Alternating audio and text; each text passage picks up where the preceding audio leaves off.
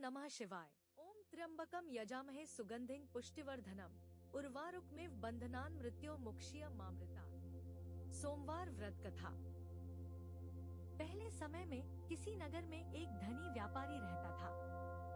दूर दूर तक उसका व्यापार फैला हुआ था। नगर के सभी लोग उस व्यापारी का सम्मान करते थे।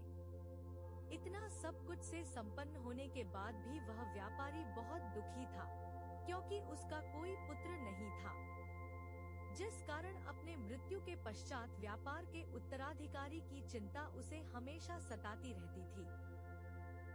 पुत्र प्राप्ति की इच्छा से व्यापारी प्रत्येक सोमवार भगवान शिव की व्रत पूजा किया करता था और शाम के समय शिव मंदिर में जाकर शिवजी के सामने घी का दीपक जलाया करता था। उसकी भक्ति देखकर माँ पार्वती प्रसन्न हो गई और भगवान शिव से उस व्यापारी की मनोकामना पूर्ण करने का निवेदन किया। भगवान शिव बोले, इस संसार में सबको उसके कर्म के अनुसार फल की प्राप्ति होती है। जो प्राणी जैसा कर्म करते हैं उन्हें वैसा ही फल प्राप्त होता है। शिवजी द्वारा समझाने के बावजूद माँ पार्वती नहीं मानी और उस व्यापारी की मनोकामना पूर्ति हेतु वे शिवजी से बार बार अनुरोध करती रही। अंततः माता के आग्रह को देखकर भगवान भोलेनाथ को उस व्यापारी को पुत्र प्राप्ति का वरदान देना पड़ा। वरदान देने के पश्चात भोलेनाथ माँ पार्वती से बोले, आपके आग्रह पर मैंने पुत्र प्राप्ति का वरदान तो दे दिया, परंतु इसका यह पुत्र 16 वर्ष से अधिक समय तक जीवित नहीं रहेगा।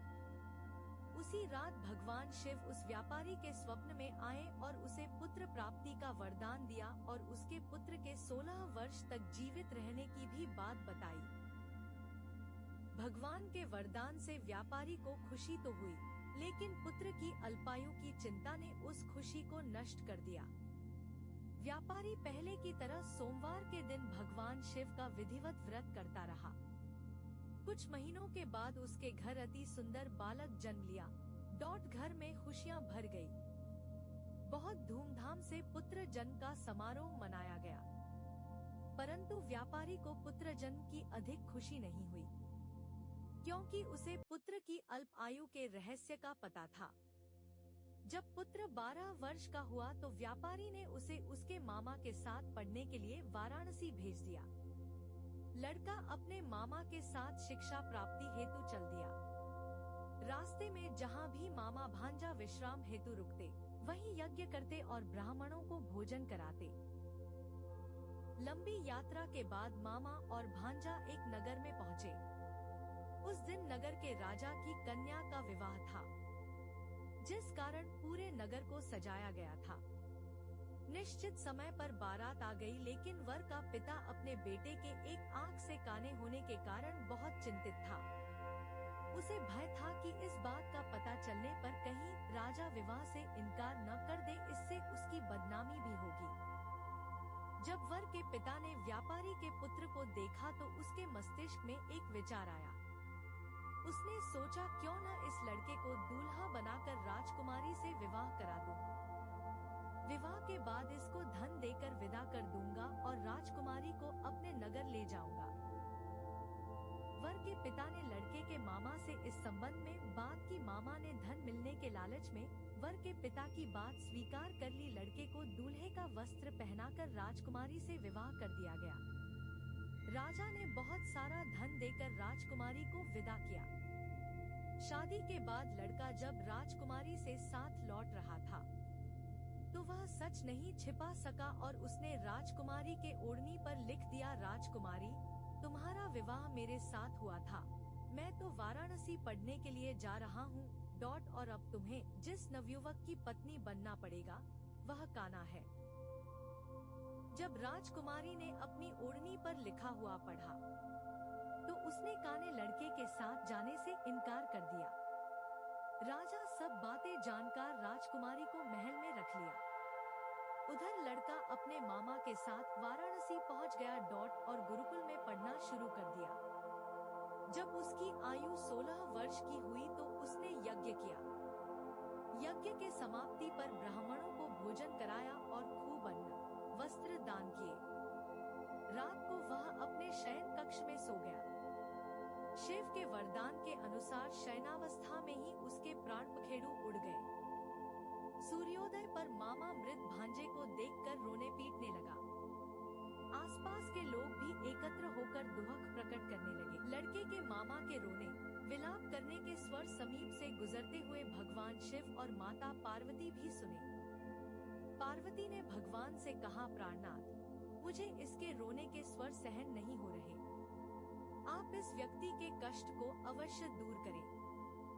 भगवान शिव ने पार्वती के साथ अदृश्य रूप में समीप जाकर देखा तो भोलेनाथ पार्वती से बोले, यह तो उसी व्यापारी का पुत्र है जिसे मैंने 16 वर्ष की आयु का वरदान दिया था। इसकी आयु पूरी हो गई है। माँ पार्वती ने फिर भगवान शिव से निवेदन कर उस बालक को जीवन देने का आग्रह किया।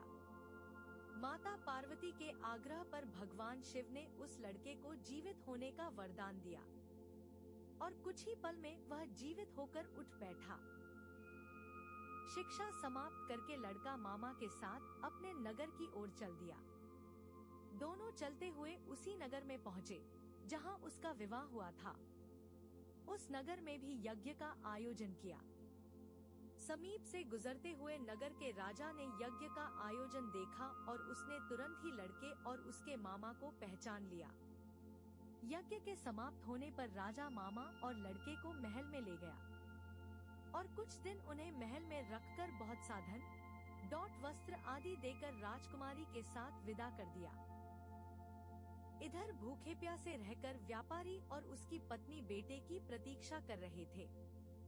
उन्होंने प्रतिज्ञा कर रखी थी कि यदि उन्हें अपने बेटे की मृत्यु का समाचार मिला तो दोनों अपने प्राण त्याग देंगे, परंतु जैसे ही उसने बेटे के जीवित वापस लौटने का समाचार सुना तो वह बहुत प्रसन्न हुआ। वह अपने पत्नी और मित्रों के साथ नगर के द्वार पर पहुंचा। अपने बेटे के विवाह का समाचार सुनकर पुत्रवधू राजकुमारी को देखकर उसकी खुशी का ठिकाना न रहा। उसी रात भगवान शिव ने व्यापारी के स्वप्न में आकर कहा, है श्रेष्ठी, मैंने तेरे सोमवार के व्रत करने और व्रत कथा सुनने से प्रसन्न होकर तेरे पुत्र को लंबी आयु प्रदान की है। पुत्र की लंबी आयु जानकर व्यापारी बहुत प्रसन्न हुआ। सोमवार का व्रत करने से व्यापारी के घर में खुशियां लौट आईं। शास्त्रों में लिखा है कि जो स्त्री पुरुष सोमवार का विधिवत व्रत करते और व्रत कथा सुनते हैं, उनकी सभी